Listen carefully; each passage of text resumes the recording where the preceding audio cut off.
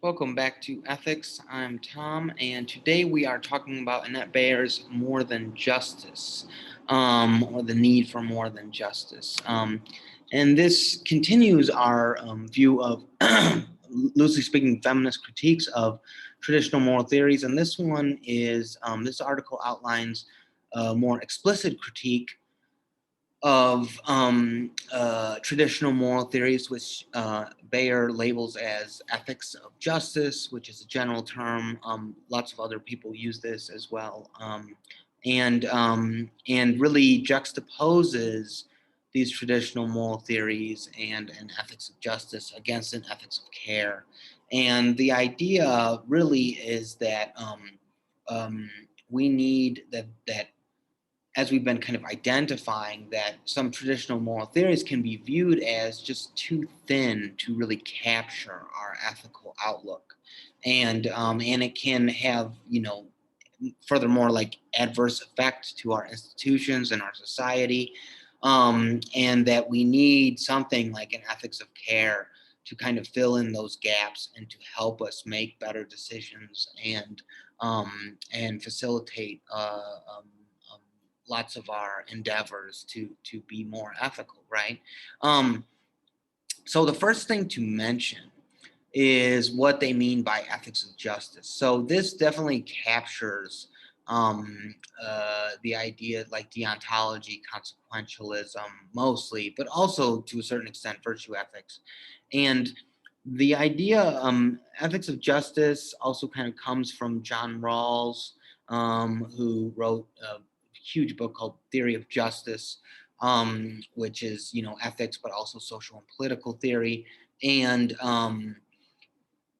the idea is that the theme within ethics of justice and what makes a ethical system in ethics of justice is a focus on principles like fairness, equality, inequality, right? So, uh, and the idea is that, we really, and they're also focused on oftentimes rights, uh, and entitlements that you have. So a lot of libertarian ideas are very much in line with like an ethics of justice, but also kind of liberal ideas like in a classical liberal sense, not like in Democrat Republican kind of sense. So, when you're thinking about something like the Bill of Rights and American Constitution, right, that's very much an ethics of justice paradigm, right? That you as a citizen are entitled to certain rights that cannot be taken away from you. And then when they want to measure whether or not what you did was within your rights, we look at those entitlements and see if you acted out of those entitlements and in line with those entitlements, and if you have, then that's okay, right? And then there's a stress on equality there because everyone is supposed to have equal amount of entitlement underneath the laws of the Constitution, right, and these kinds of things, right?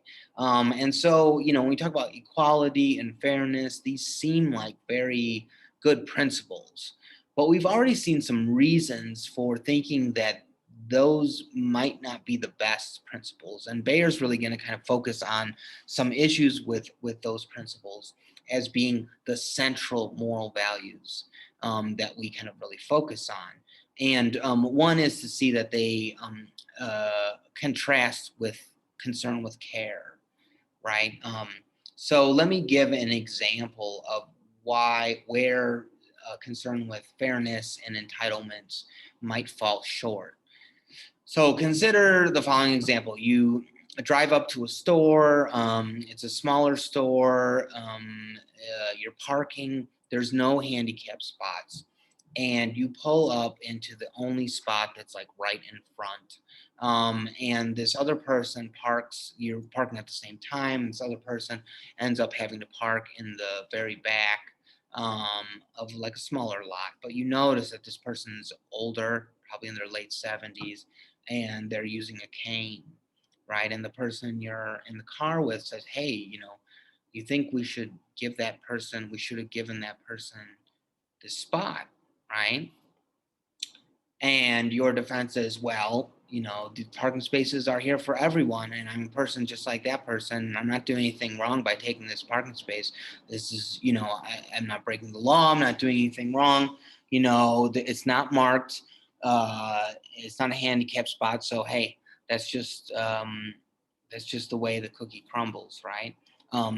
Now, an assessment of that might be that parking in that spot is the wrong thing to do ethically, right?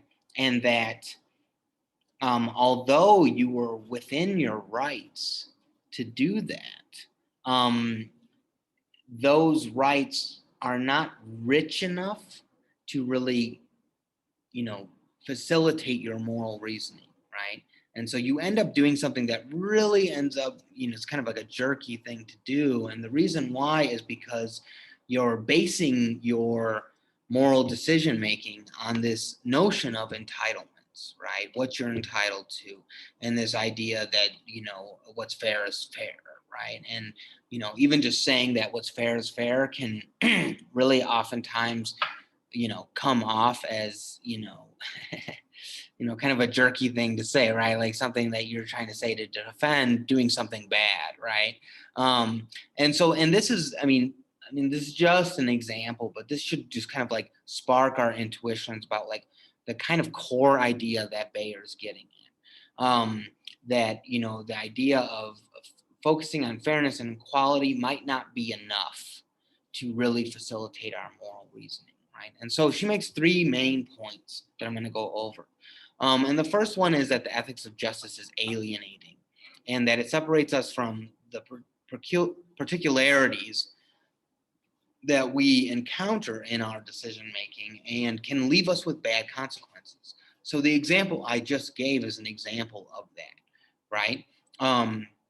That, focusing so much on what we're entitled to can blind us to the things that we really ought to do, what will really help other people, and which sometimes is really where our moral intuitions lie, right?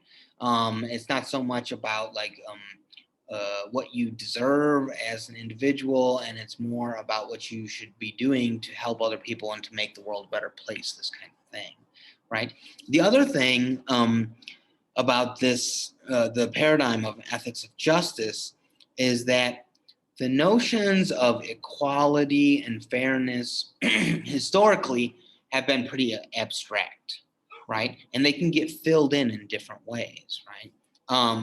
One huge example of this is that the US Constitution, which really focused on equality and fairness, equal rights to, all men, stuff like this, really omitted the rights of women and people of color, right?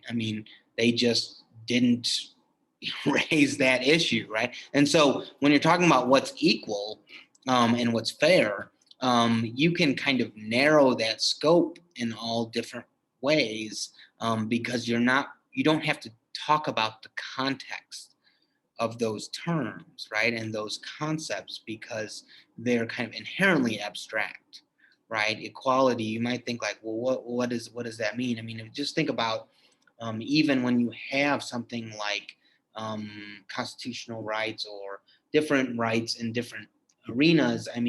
They apply in different ways depending on where you're at in your life, right? So for children, laws apply differently. For adults, they can apply differently based on your mental status, and so on and so forth, right? And so we inherently narrow or widen that scope of who's included in the fairness kind of like realm, right? Where when we apply rules or laws or standards, we do it differently, even though we claim to be doing it equally, right? And also, the idea of equality has been used to facilitate oppression in different ways, right? So oftentimes you can look at this in terms of colonialism, right? The idea of equality can be shifted into the idea of sameness, right? So if you come from a nation that has a particular kind of religious and a moral outlook, and you go to a different place, you might think you're treating people equally by basically making them subscribe to your belief systems, right?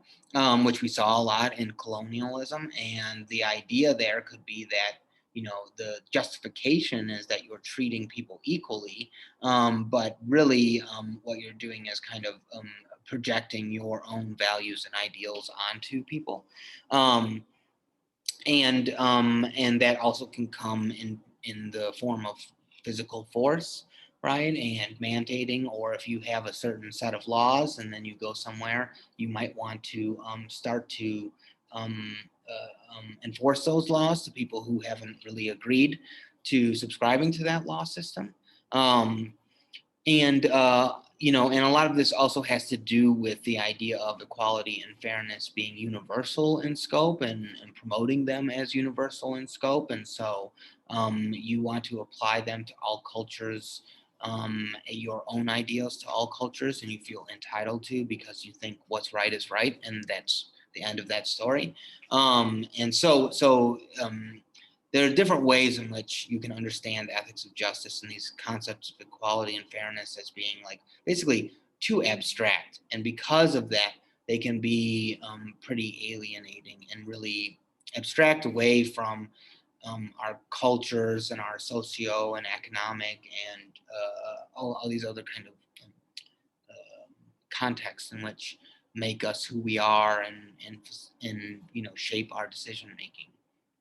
Second point is that ethics of justice omits inequality, and this is a big thing in a number of different ways. So to go back to ethics of care, one thing that ethics of care wants to point out is that a lot of our relationships are ones of inequality, right? For example, children, right? Children do not have equal say as their parents, right? They don't have equal say. Their say is not equal to adults. Someone who is suffering from a dementia or Alzheimer's does not have the same kind of equal rights as someone who doesn't, right? In the same way. Lots of us are dependent upon others for money, food, so on and so forth, right? And so there's lots of relationships that are not equal, right? You're not always equal to your boss or your different superiors, right? In the military, people are not equal, right? There are just different roles. And so that's important to notice. And if you're focused on equality all the time and fairness, you might miss the dynamics of those, and you often do miss those dynamics. And then also, if you want to create or strive towards equality, focusing on the fact that everyone's kind of entitled to equal treatment right off the bat can make the movement towards equality look like a constraint to people who already have certain kinds of privilege and socioeconomic status, right? So, for example, if you want to close the wealth gap and say it's not fair that some people have billions of dollars and are flying to space and stuff like this, while other people can't, afford to pay their rents, right? What that's going to look like to you if you are a very wealthy person is, oh, you're going to take my money and give it to other people, right? That's the way it looks to you, right? So the movement towards equality looks like a burden. And so, and problem with that is that you kind of start off with this idea of equality being the central value, and you're not thinking about promoting care for others, for example, right? And your obligations to kind of promote to the greater good or other kinds of things, right? And then the third point is that the ethics of justice exaggerates the scope of autonomy, which is something that we already mentioned in terms of like you don't want to view ethical situations, when it comes to children, domestic violence, so on and so forth, as issues of, issues between consenting adults, right? Because that's not what that issue is. Um, so the idea is that really, when it comes to ethics of justice, they treat every individual as having a certain degree of autonomy, which not everyone does, right? When you're sick, or when you're a child, when you're old, when you're dependent upon others for money, and so on and so forth, those are not um, relationships of pure independence and autonomy, right? And so treating those as in that way is not going to really capture what's going on there, and it's not going to apply. So these are some more critiques of traditional moral theories. Hopefully, this gives us all something to think about. And that's it for today. Thanks for watching.